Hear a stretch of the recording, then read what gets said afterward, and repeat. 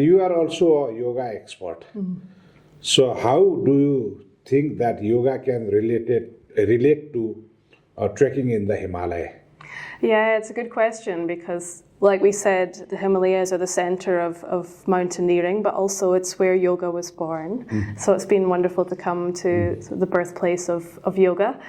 And I think yoga is really important for people who like to challenge themselves in the mountains for several reasons.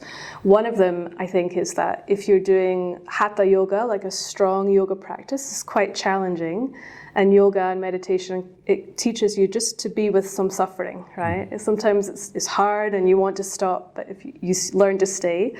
And I think that's a really good skill when you're trekking, and sometimes it's hard and you don't feel so good and it's long, but you just have to keep going, right? So you kind of learn to have a relationship with suffering that isn't all about, okay, I have to leave now. And that's one of the lessons of yoga, isn't it? That as humans, we like to avoid pain and we're drawn to pleasure. But actually learning to embrace both of those things makes us more balanced. And that's one of the key teachings of yoga that I think is really useful in a challenging situation like trekking. And then, of course, physical. It makes you stronger. Yoga, but more importantly, I think, is to do some yoga after a day of trekking. Your muscles feel tight, you feel tired, and every day when I got to our lodging, to our tea house, I would just go to my room, take 30 minutes, do really gentle yoga, and my body would feel rejuvenated. And then the next day I had no pain in my legs, no tiredness in my feet. So I think physically it's helpful.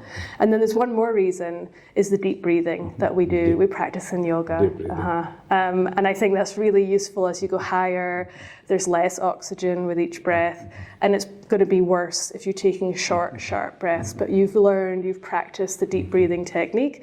Not only, I think, does that help get more oxygen to your muscles, but I think it helps with you calming your nervous system, because it's common to feel a bit of anxiety as you go up in elevation. Okay, am I going to get sick? How will I feel? Can I do this? And so the deep breathing calms you down, and I think helps you just stay focused on putting one foot in front of the other.